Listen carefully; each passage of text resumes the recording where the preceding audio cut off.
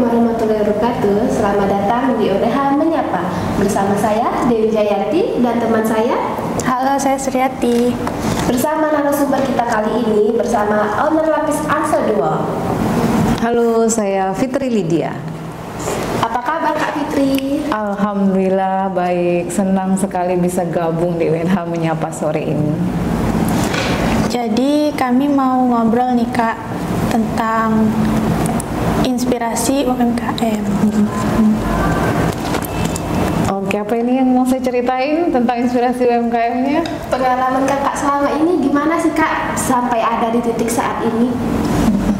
Iya, teman-teman dari ODH Menyapa, saya bersyukur sekali ya bisa diundang sore ini di sini dengan dua host yang cantik banget. Jadi memang kalau bicara soal bisnis, alhamdulillah ini sudah jalan beberapa tahun. Jadi Lapis Angso 2 itu termasuk salah satu UMKM di Jambi. Kalau untuk proses mulai di awalnya, Lapis Angso 2 itu hadir di tengah masyarakat sekitar tahun 2018. Saya sendiri juga lupa kali ya tepatnya bulan berapa ini semua, karena memang kalau bicara soal, jadi kita berpikirnya soal perjalanan hidup siapa yang tahu, karena kalian pasti dapat bocoran ya background saya sebelumnya apa gitu. Karena memang hashtag saya di media sosialnya begini, tukang kuenya mantan jurnalis gitu. Iya.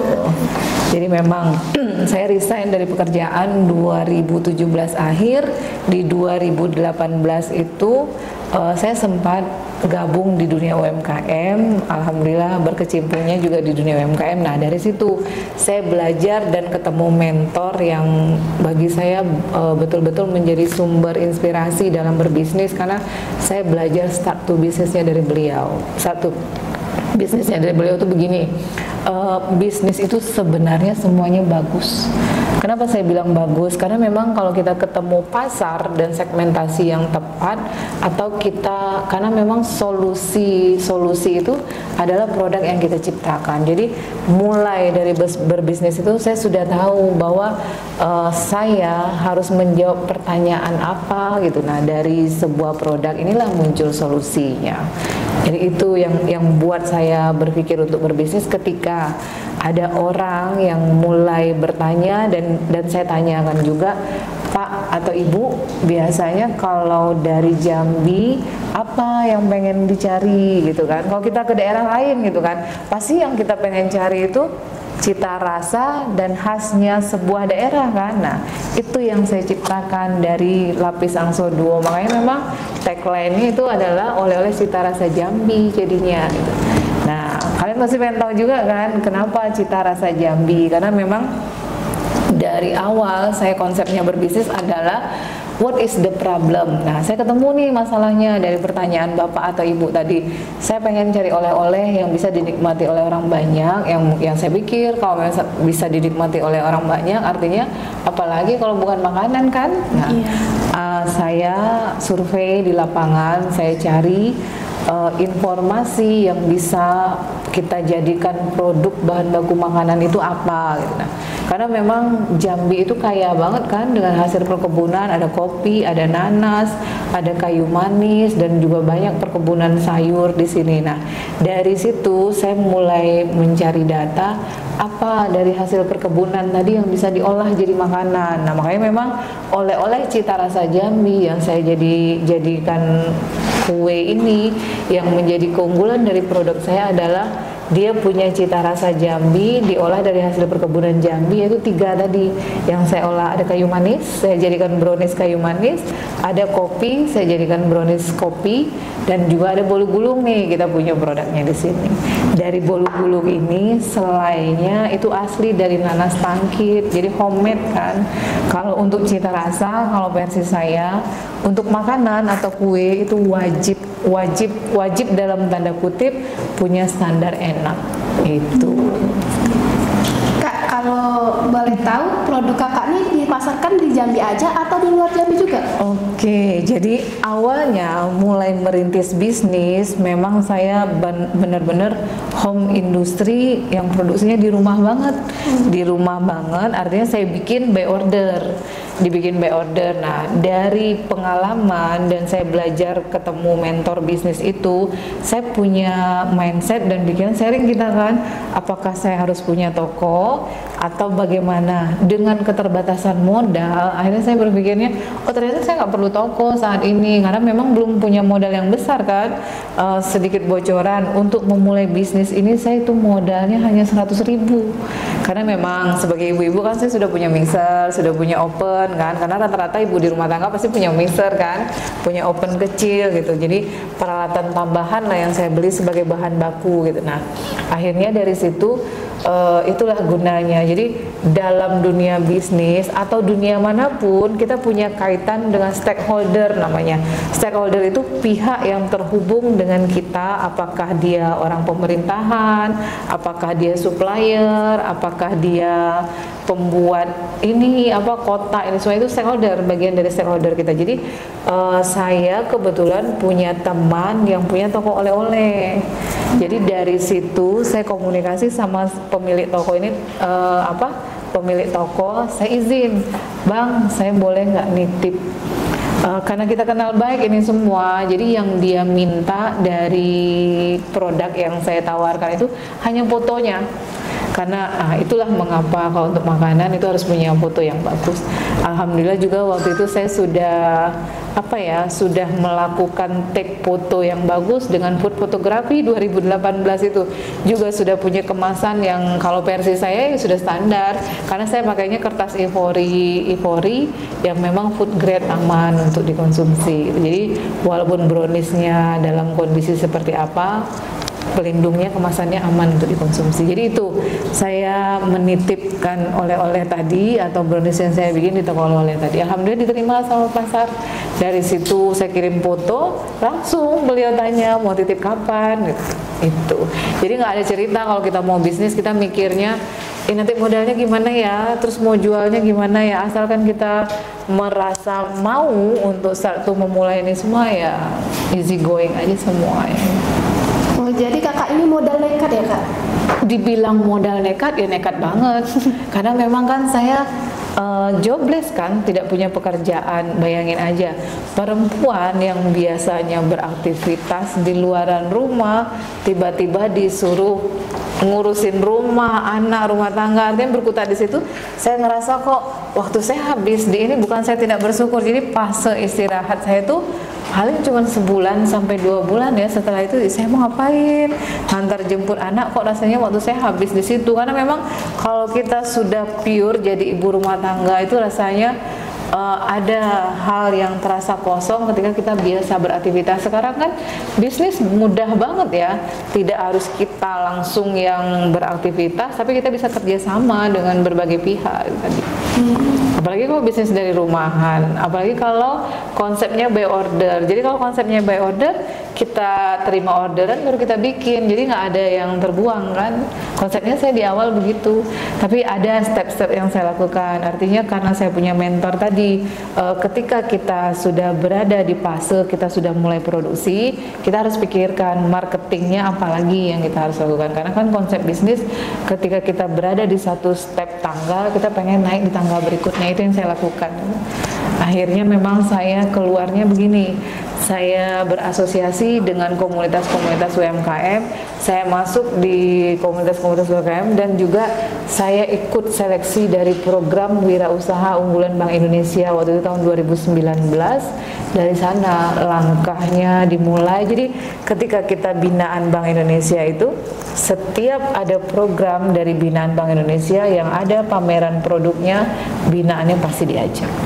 Itu juga salah satu cara kita untuk nge-branding produk kita. Dari situ akhirnya ya orang tahu Lapisan Soduo, karena memang itu tujuan saya kan, untuk memperkenalkan Lapisan Soduo sebagai salah satu oleh-oleh cita rasa Jambi.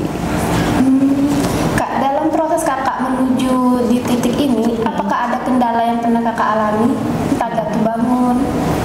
Iya, itu pasti ya, karena entrepreneur itu mindsetnya begini, harus keluar di zona nyaman. Kita bicara soal ketidakpastian income kan. Kalau maaf ngomong, kita kerja nih statusnya pegawai atau karyawan, gaji kita kan standar, kita terima begitu terus setiap bulan kan. Nah, kalau pengusaha nggak begitu, bisa dia terima bulan ini di luar ekspektasi, bisa juga bulan depan di luar turun dari target yang dia capai. Nah, tapi mindset kita ketika kita pengen keluar dari zona nyaman, kita harus berpikir bagaimana kita memenuhi target omset tadi, cara-cara apa yang kita pengen lakukan. Salah satu cara yang saya lakukan seperti ini. Saya kan sudah punya toko offline dan online nih. Nah, misal kita promosi produk itu satu. Terus bisa juga kita ikut dengan berbagai program pemerintah. Misal nih nah kan baru ada STQH ya, acara STQH nasional itu. Beruntungnya outlet Lapis Angso 2 itu posisinya di sebelah hotel. Jadi tamu-tamu dari STQH itu mampir ke tempat saya karena memang konsepnya saya sudah toko oleh-oleh. Itu satu. Terus juga dari pemerintah sendiri ada membuka bazar UMKM. Jadi ketika pemerintah kota ada kegiatan seperti itu, biasanya kita diajak. Ya alhamdulillah kan bisa ikut bazar tanpa kita harus menunggu gitu, atau kita bisa ikut dan juga ikut meramaikan. Itu. Jadi kan kakak bukan jurusan dari ilmu komunikasi. Ya. Apakah ada pengaruhnya gitu kak? Oh iya, jadi gini, kalau versi saya konteksnya memang komunikasi itu penting ya. Saya bersyukur dapat pendidikan yang layak, dapat menempuh pendidikan sampai ke perguruan tinggi karena memang orang tua saya basicnya adalah guru. Jadi memang cita-cita. Nah, setelah keluar dari dunia jurnalis, saya merasakan manfaat besar saya sebagai seorang anak komunikasi. Karena memang kalau versi saya punya basic untuk punya rasa percaya diri. Terus kita di komunikasi juga ada belajar retorika ya. Retorika itu seni berbicara, karena memang menjadi seorang komunikator itu emang susah-susah gampang. Kalau versi saya seperti itu, karena kita harus paham lawan bicara kita seperti apa. Nah, yang saya pelajari dan saya bertahap berprosesnya, bagaimana saya bisa mengenalkan produk saya dengan baik ke siapa saja. Jadi memang ketika kita ikut kegiatan pameran itu biasanya pejabat itu pasti ikut. Bisa nih acara kita tuh ada pameran apa. Nah, yang membuka, karena itu kan petinggi negeri, apakah beliau di tingkat provinsi selaku gubernur atau beliau di tingkat kota selaku wali kota kan. Biasanya roadshow keliling kan. Keliling ke stand-stand UMKM. Nah, itu momen kita untuk bicara langsung ke pemimpin kita. Ya sudah, saya perkenalkan, Pak, ini saya Pak. Oh, sekarang saya nggak di dunia jurnalistik lagi Pak, saya sudah jadi tukang kue sekarang. Oh iya, kan antusiasme mereka, support mereka pasti luar biasa dengan kita gitu. Karena memang secara nasional pun UMKM juga salah satu penunjang kan di dunia perekonomian gitu. Jadi memang saya memperkenalkan produk saya sebagai konsep oleh-oleh daerah, pasti disupport. Pemerintah itu kalau sudah warganya, apalagi sudah UMKM berbicara untuk mengenalkan produk itu, pasti didukungnya. Itu salah satu tinggal bagaimana kita percaya diri seperti ini. Kadang kan maaf ngomong, tidak semua orang juga punya keberanian untuk, Pak ini produk saya silakan dicicip, ini semua kan tidak semua ya. Tidak semua juga yang punya kesempatan seperti itu gitu. Nah, tapi kita harus berupaya untuk memperkenalkan produk kita kepada siapa saja yang berkunjung di stand kita. Itu makanya kita harus, istilahnya kalau bagi saya, knowledge product. Kalau seandainya maaf ngomong, kebetulan yang jaga karyawan, beda dong karyawan jaga sama si owner kan. Nah, kalau si owner yang jaga, dia bisa cerita storytelling produknya, kenapa bisa muncul nama Lapis Angso 2, kenapa variannya begini kan, itu ada alasannya semua gitu. Tapi kalau seandainya kita nggak bisa cerita, nggak punya pemahaman knowledge produk kita, ya sudah, orang nggak ini gitu, nggak bakal respon atau belum tentu respect dengan produk kita. Itu sih yang saya rasakan. Jadi beruntung sekali jadi anak komunikasi yang bisa memahami atau yang bisa mengenalkan produk kita itu seperti apa. Baiklah, kita jeda dulu untuk segmen kali ini. Terima kasih.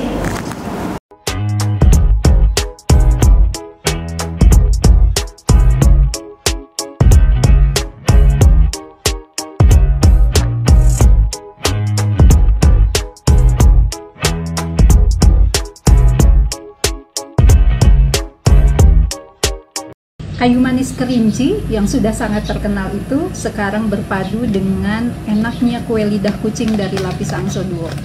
Keren ya, Anda wajib mencobanya. Terima kasih, thank you for inviting me here.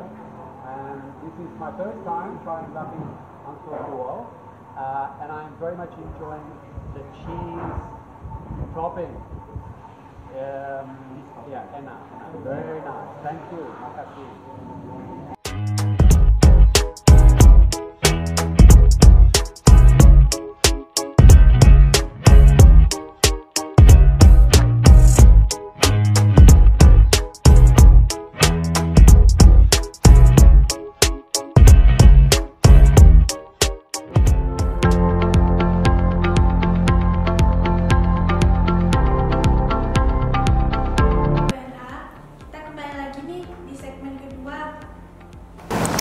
Yang tadi kita sudah membahas tentang inovasi dan apa sih kok bisa Kak Fitri bisa sampai di titik ini. Nah, pada segmen yang kedua ini kami mau nanya nih Kak tentang target pasaran seperti apa yang Kakak cari.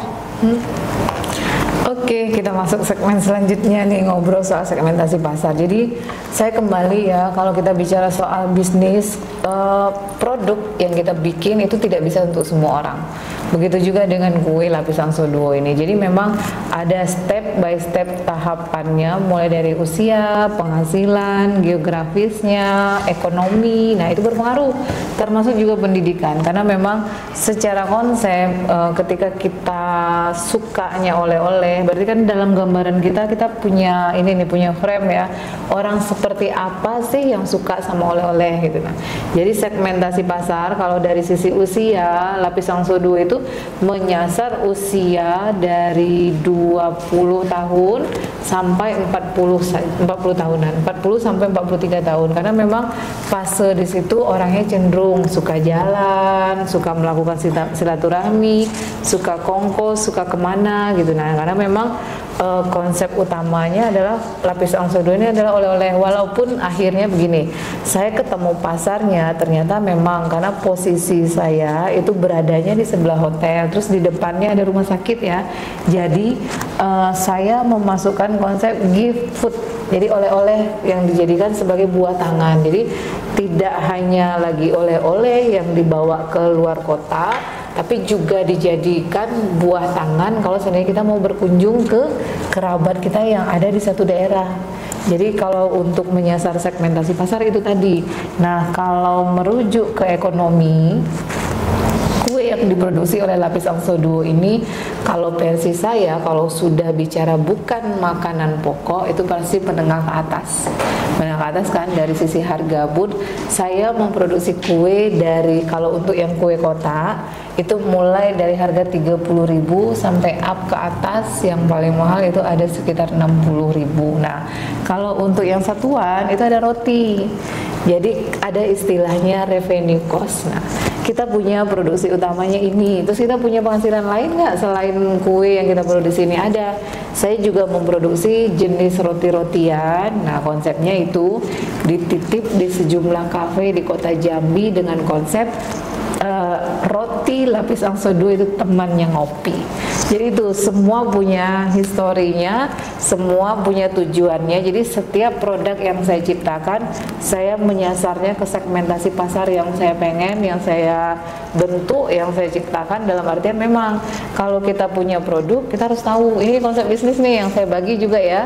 Kalau kita punya produk, kita harus tahu kita menjualnya ke siapa. Jadi jangan sampai bingung setelah punya kue terus bingung kita mau jual ke siapa ya. Itu yang nanti terkendala di marketing bisnis. Karena kalau orang habis jalan-jalan pasti bawa oleh-oleh ya? Iya, itu pasti.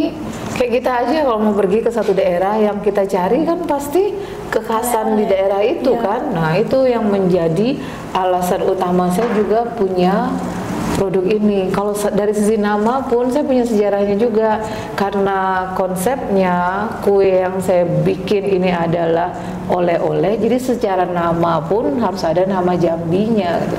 Kenapa yang dipilih Lapis Angso Duo? Nah, kalau versi mentor saya itu gini, untuk menamakan sebuah nama usaha atau produk, 3 hal yang harus diingat. Mudah diucapkan, punya makna, sama satu lagi apa ya? Mudah diucapkan, punya makna, saya lupa lagi satu lagi apa ya. Nanti kita ini deh, karena lupa satu lagi jadi PR dulu.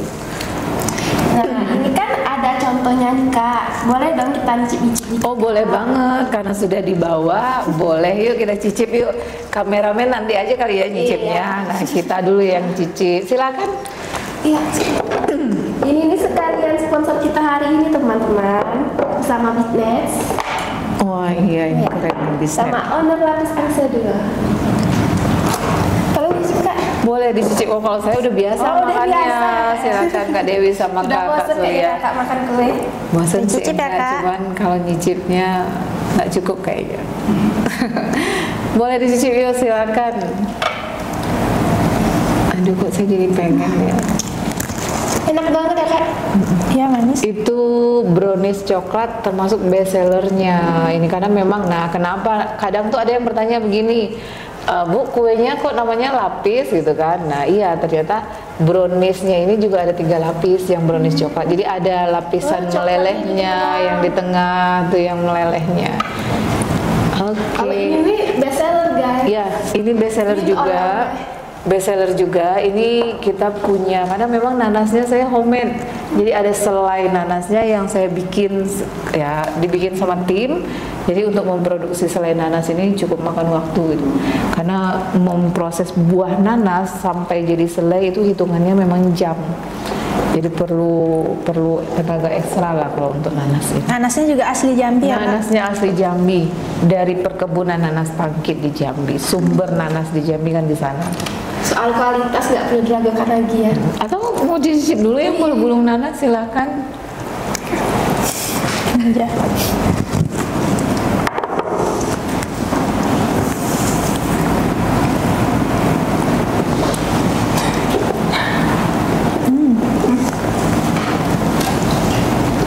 Nggak seret ya Kak, enak. Manis juga. Selain nanasnya. Semanis kakak-kakak berdua kali. Kak, kalau pemasaran di media sosial ini gimana ya Kak? Oke, untuk pemasaran Lapis Angso Duo, saya jualnya offline dan online. Jadi ada toko yang tempat produksinya juga sekalian.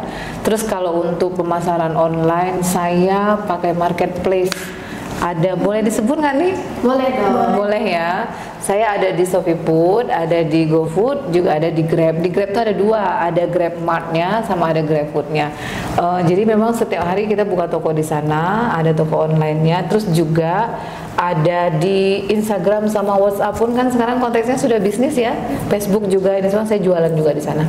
Karena memang bagi saya sebagai pelaku usaha, kita harus melek dengan digital sekarang, karena digital bisnis itu pentingnya untuk mempromosikan produk. Misal nih, ketika ada STKH, saya punya program Instagram ADS, jadi saya promosikan lewat program Instagram ADS yang budgetnya kalau versi saya itu low budget banget, karena memang tergantung besaran nominal yang kita bayar itu tergantung dengan besaran viewer yang pengen kita capai. Jadi murah banget dan sangat membantu sekali untuk digitalisasi sekarang. Makanya memang pelaku usaha UMKM itu harus melek dengan digital. Jadi mudah dicari ya Kak? Iya, mudah dicari. Makanya memang ini satu tips juga yang saya pengen sharing sama teman-teman. Kalau kita sebagai pelaku usaha itu wajib untuk memisahkan media sosial pribadi sama media sosial usaha. Karena kan hati manusia itu terbolak-balik ya. Kadangnya kita postingnya bahagia nih tentang kue nih semua, terus lagi bete dengan apa atau ada sesuatu, nanti postingnya curhat di media sosialnya, kan nggak asik kan. Makanya memang harus dipisah media sosial pribadi sama media sosial bisnisnya. Itu yang sudah saya lakukan untuk Instagram dan Facebook saya. Kalau untuk produknya Kak, apakah langsung ready? Apa Oh iya, betul sekali. Terima kasih ya kakak ya sudah mengingatkan. Jadi kalau untuk varian produk, Lapis Sangsodo itu punya 30 varian produk dan alhamdulillah semua sudah tersertifikasi halal. Cuman kan kalau kita bikin ke 30-nya itu ya riuh kali dapur kita ya, karena memang secara konsep bisnis saya merasa bisnis saya masih di tahap yang betul-betul memulai. Saya baru punya 4 orang karyawan, berenam dengan saya dan suami, karena memang kami ikut terlibat langsung di dalam bisnis ini. Jadi kalau versi saya itu sangat minim sekali ya dengan keterbatasan SDM. Nah, kalau untuk produksinya yang cenderung saya produksi setiap hari itu hanya sekitar 5 atau 6 variasi produk. Ada browniesnya, ada bolu-bulungnya, ada bolen juga. Ada bolen dan ada aneka roti. Nah, kalau untuk varian yang lain saya konsepnya by order. Jadi kalau seandainya, nah caranya gimana mereka bisa tahu by order? Biasanya begini, mereka yang bertanya atau komunikasi apakah lewat DM Instagram atau Facebook di Messenger atau ke WA, itu saya masukkan ke, kan saya punya WA bisnis nih. WA bisnis itu asiknya kita bisa menampilkan fitur bisnis, ada katalog produk gitu. Jadi mereka bisa lihat variasi produk saya, bisa tahu itu ready atau by order. Karena memang saya tampilkan informasi di sana. Misal nih roll cake red velvet sama rock yang coklatnya itu by order. Yang roll cake coklatnya itu by order. Jadi yang ready itu yang best seller bulgum nanas setiap harinya ada. Cuman jangan sampai kehabisan, karena memang begini, saya selain menjaga kualitas produk ini semua, saya juga tidak menggunakan bahan pengawet untuk setiap produknya. Jadi memang ketahanan Lapis Sangsodo itu memang cukup mengecewakan ya, hanya sekitar 3-4 hari aja. Saya tidak menggunakan bahan pengawet, tapi kalau untuk order ini semua silakan diinfo, kami ready kok untuk bahan baku. Kalau mau by order itu minimal hamin berapa kak? Bisa hamin 1 malamnya untuk pagi, tapi memang dengan keterbatasan jumlah yang wajar gitu. Ada memang beberapa kali saya dapat orderan yang jumlahnya lumayan, jadi itu kita ordernya bikinnya seharian. Beberapa kali saya dapat pesanan yang jumlahnya 100 kotak ke atas, nah itu kita bikinnya seharian sampai malam. Biasanya memang momen ada event gitu. Baiklah, untuk segmen kedua kita jeda dulu sebentar. Terima kasih.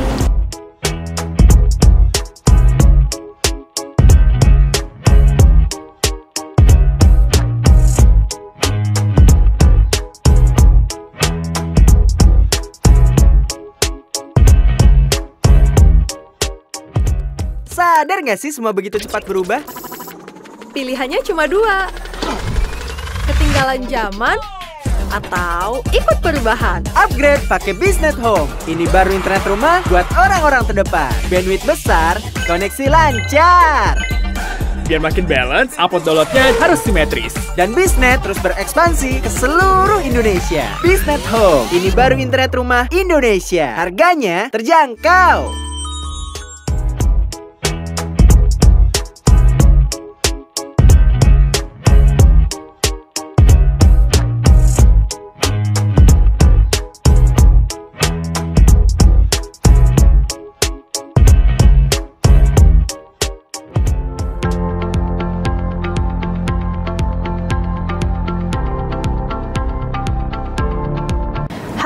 Kembali lagi nih di podcast UNH di segmen ketiga. Tadi kita sudah berbincang-bincang banyak nih sambil makan juga sudah habis. Jadi kali ini kita mau bahas tentang inspirasi kakak dari latar belakang anak ilmu komunikasi. Kenapa kakak bisa menjadi pengusaha gitu? Padahal kan kakak dari ilmu komunikasi, bukan dari jurusan yang lain gitu. Iya, mungkin saya ceritanya begini ya. Apakah keputusan saya resign dari pekerjaan saya yang jurnalis itu disetujui orang tua atau orang terdekat? Ternyata enggak loh. Saya tidak mendapat support. Jadi memang kesannya itu ketika kita menekuni dunia bisnis itu seolah hidup kita nggak ada jaminan memang. Nah, tapi saya bersyukurnya begini. ada orang-orang terdekat, artinya saya punya suami yang menguatkan, terus juga saya punya komunitas yang menguatkan saya bahwa memang berbisnis itu tidak mudah. Terus juga saya bersyukurnya begini, saya menjalin komunikasi yang baik dengan sivitas saya yang lama. Jadi alhamdulillah ketika kampus saya berkunjung ke sini, mereka ada program sosialisasi ini semua. Tahu nggak ada apa kakak-kakak?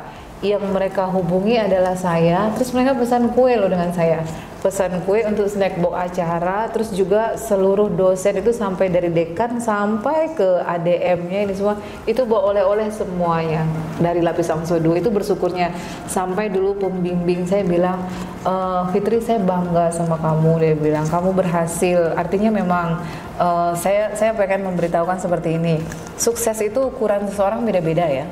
Standar sukses seseorang itu beda-beda, tapi bagaimana kita menciptakan sukses itu sesuai dengan standar kita. Karena memang bagi saya sukses itu adalah ketika saya bisa menciptakan lapangan pekerjaan dengan usaha saya untuk orang lain, saya bisa berbagi dengan orang lain. Jadi saya punya kebahagiaan tersendiri ketika konsumen itu repeat order. Artinya apa? Kue yang saya bikin alhamdulillah rasa disukai dan mereka kembali pesan. Kalau sudah kembali pesan berarti kan mereka suka nih. Yang dikhawatirkan itu adalah ketika saya bikin kue, kok nggak pesan-pesan lagi ya, ada salah apa ini? So, makanya resep saya baku, siapapun yang mengerjakan tim saya itu rasanya sama gitu. Nah terus apa korelasinya saya sebagai anak komunikasi, terus saya terjun di dunia ini. Nah kalau untuk kuenya, kakak-kakak saya mohon maafnya seperti ini, saya tidak expert di bidang perkuean, saya belajarnya otodidak, saya ketemu resep, terus saya tes apakah langsung berhasil jadi kue yang saya jual seperti sekarang ini. Tentu jawabannya tidak, karena memang dari kue itu resep itu berserakan kan di media sosial, mau cari resep aja apa aja kan ada tuh.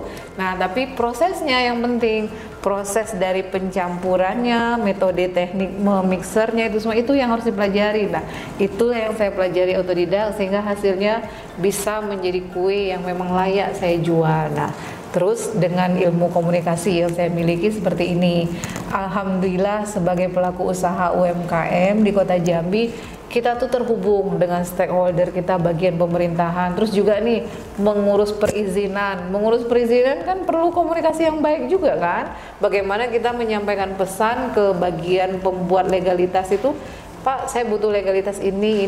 Tapi kalau seandainya kita maaf ngomong tidak bisa berkomunikasi yang baik atau termasuk orang yang introvert nih, diam aja ini orang kan nggak bisa tahu juga kan mau kita apa gitu. Nah terus kalau seandainya kita ditanya juga kita diamnya bagaimana kan itu. Jadi memang ilmu komunikasi itu bagi saya penting ya, walaupun semua itu bisa running dipelajari, tapi sebagai mahasiswa komunikasi kita dapat basic atau fondasi yang saya pikir membuat kita punya rasa percaya diri untuk berbicara di depan publik, apalagi untuk bercerita bahwa bisnis kita tuh ini loh gitu.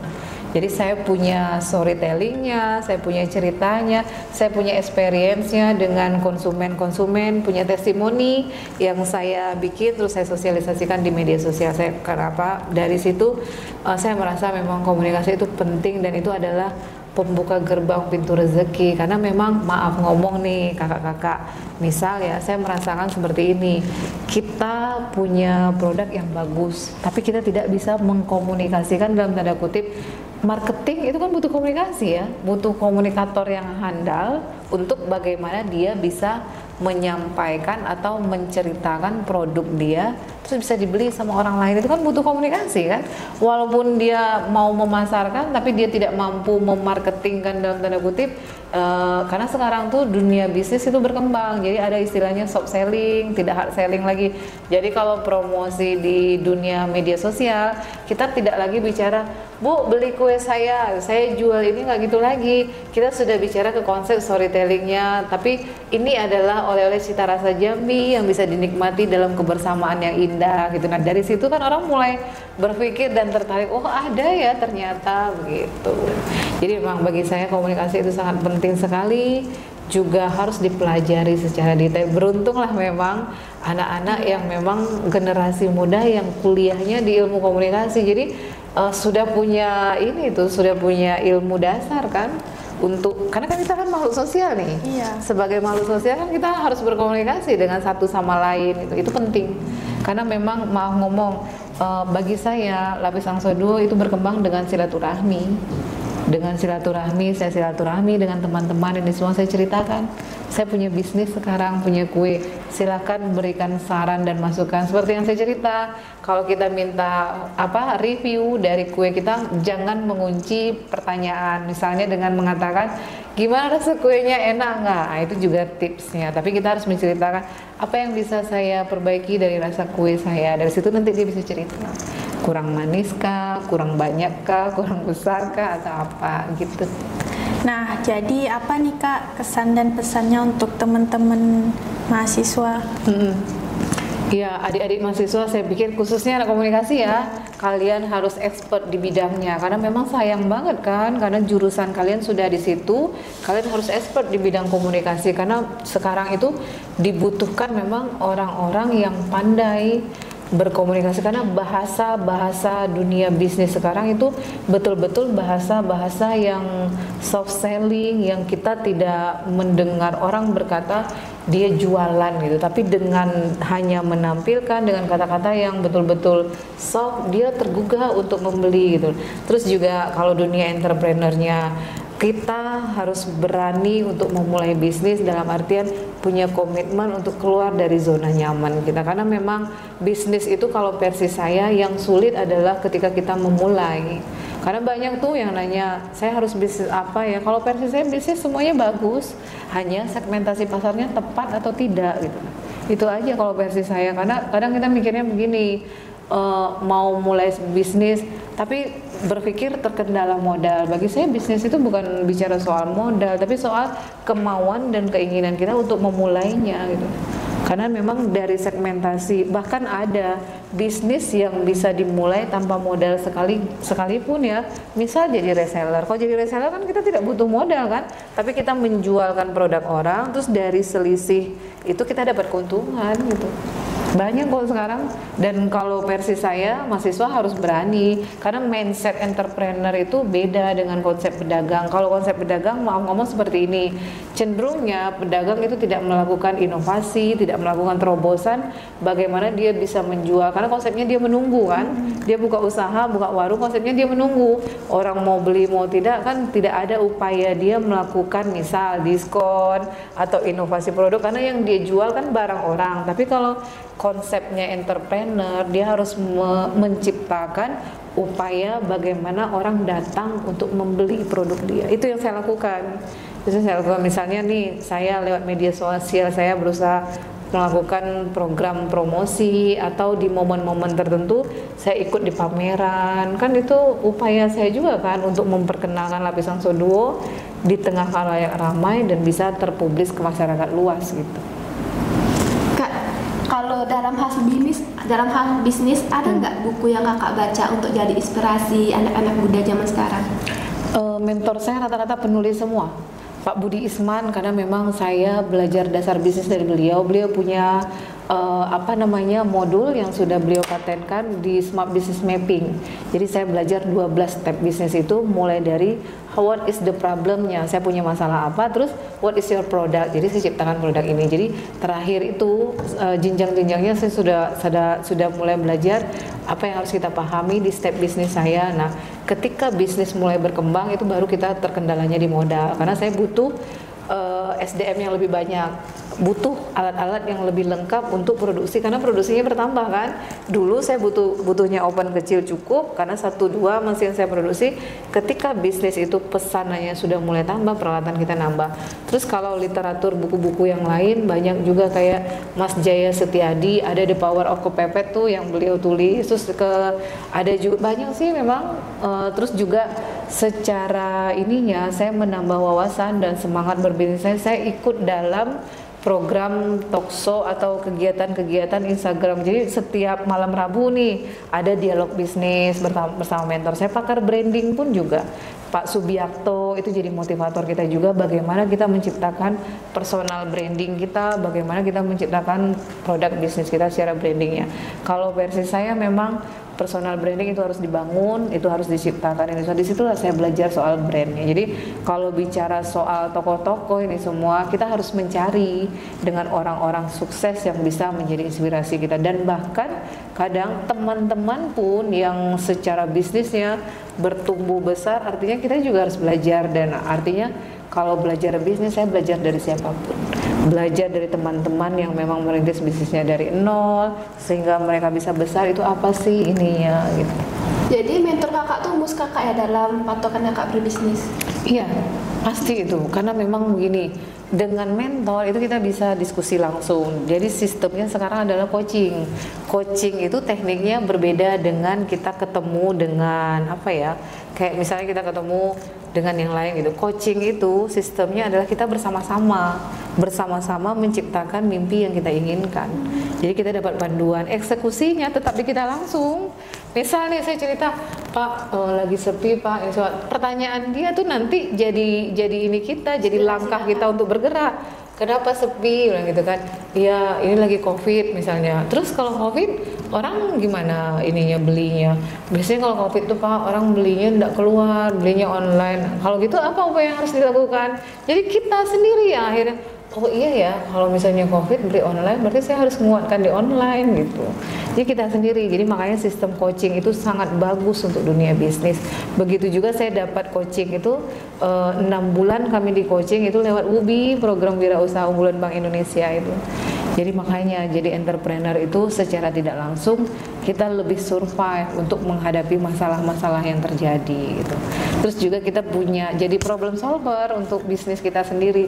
Misal nih saya terkendalanya kok waktu produksi panjang ya jadinya, sementara kita harus mengejar target seperti ini. Nah SOP-nya yang harus kita buat, standar operasional prosedurnya, misal jam kerja karyawannya, ada nggak celah waktu atau kecolongan kita, misal selama bekerja apakah mereka main HP. Nah ya sudah, kalau selama bekerja mereka main HP tidak fokus, tidak boleh HP dulu selama bekerja gitu. Jadi ada yang harus kita ciptakan di operasional bisnis kita untuk mencapai goals kita. Karena memang saya belajar bisnis itu harus punya visi dan misi. Kalau jadi entrepreneur harus begitu. Tapi kalau pedagang kan enggak kan, kalau versi saya. Itu sih. Kak, sebelum kita menutup acara ini, ada nggak sih goals kakak untuk kedepannya?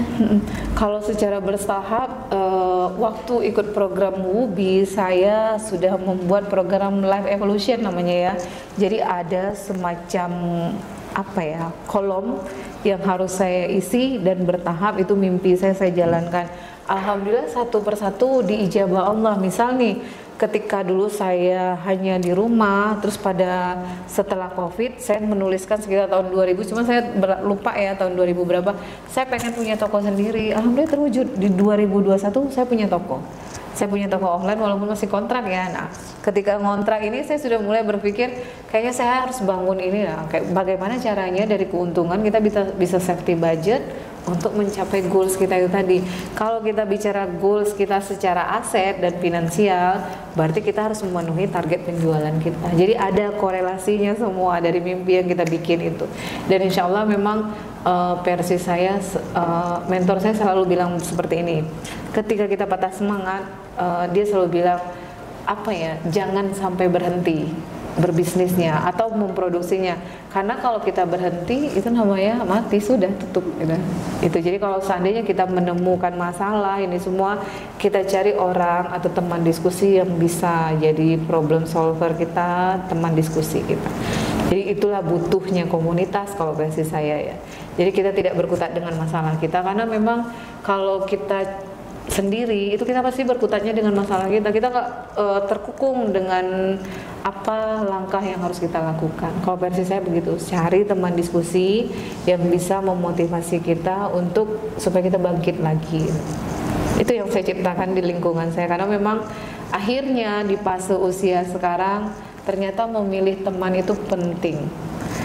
Memilih teman itu penting, tapi tidak memilih teman dalam tanda kutip apakah kita melihat hartanya atau tidak. Jadi banyak kalau bahasa saya ada toxic people yang ketika kita bercerita kita pengen begini, itu pasti kita tidak dapat jawaban memuaskan, justru kita terpatahkan. Misal nih ada juga di teman-teman UMKM itu yang berkata seperti ini, ngapain sih ikut-ikut pameran ini semua, padahal dia ikut pameran, tapi ketika kita percaya dengan kata-kata dia, iya juga ya ngapain ikut pameran gitu. Kita nggak ikut pameran, sementara dia udah kemana-mana. Ada yang seperti itu. Terus juga kenapa saya bilang harus ikut berasosiasi dengan grup-grup komunitas bisnis, karena dari grup itu informasinya cepat dapat. Misal ada pelatihan ini, pelatihan itu gitu. Kalau kita tidak ada grup ini semua, teman ikut kegiatan, nggak tahu di foto statusnya ada kegiatan ini, kita nggak tahu kan pastinya gimana gitu kan. Sementara maaf ngomong, tidak semua teman kan ngajak kan, saya ada ikut pelatihan ini, ikut yuk, nggak semua begitu. Makanya memang harus kita yang punya pondasi dasar untuk tahu dan menciptakan visi dan misi kita tadi. Itu pentingnya tadi belajar komunikasi itu. Komunikasi itu kan saling menciptakan kebersamaan. Intinya komunikasi kan ketika pesan yang kita sampaikan sama diterima kan. Jangan kita bilangnya A, mereka nyangkap B, akhirnya terjadilah miskomunikasi kan. Itu sih kalau versi saya. Iya, makasih ya Kak. Oke. Terima kasih untuk acara kita kali ini dengan podcast UNH. Jika kalian ingin menonton podcast kita kali ini, kalian bisa menontonnya di akun YouTube UNH sendiri, yaitu Universitas Nurdin Hamzah. Baiklah, dari acara kali ini kita sudah mengambil banyak pelajaran dari UMKM. Dari seorang jurnalis yang berpindah profesi menjadi pembisnis. Jadi ilmu komunikasi ini kita dapat mengambil pelajaran jika komunikasi itu penting dalam berbisnis. Terima kasih, saya ucapkan wassalamualaikum warahmatullahi wabarakatuh. Sampai ketemu lagi. Sampai ketemu lagi.